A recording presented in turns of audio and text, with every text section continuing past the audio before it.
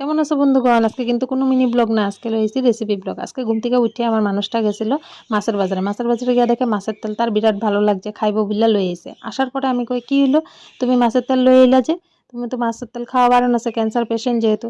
তো কয় আমি তো মনে নাই, আচ্ছা যাই হোক লই আইছি, তুমি তোমার লিগা বানায় ফেলা। তো তাড়াতাড়ি করে আমি আমার লিগা বানায় ফেলালাম। প্রথমে একটা কড়াইতে সামান্য তেল দিয়া কালি জিরা পেঁয়াজ মরিচ দিয়ে ভাজা ভাজা করে নিলাম। তারপরে ওখানে বেগুন দিয়ে দিলাম, লবণ হলুদ দিয়ে একটু টমেটো দিয়ে লাড়াচাড়া কইরা বেগুনটা লাল লাল করে ভাজা নিলাম। তারপরে দিয়ে দিলাম মাছের তেলটা, যেটা ধুইয়া আনছিলাম। দেওয়ার পরে দেখি উমা কত তেল বেরিয়ে গেছে। মাছের তেল যেহেতু তেল তো বাইরেব, এটা স্বাভাবিক কথা। তো তেল বাইরেছে, তারপরে এটার মধ্যে দিয়ে দিলাম একটু জিরার গুঁড়া, একটু চিনি মিক্স দিয়ে দিলাম। দেওয়ার পরে ভালো করে লাড়াচাড়া করে নিলাম।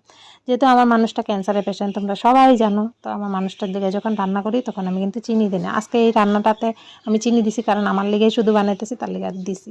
তো বিরাট স্বাদ হয়েছিল, একটু কালা কালা যখন হয়েছে নামায় ফেলাইছি। তোমরা বানায় খাইয়া দেখো, বিরাট স্বাদ লাগে। কিন্তু মানুষে মাছের তেল বানাইলে তিতা লাগে।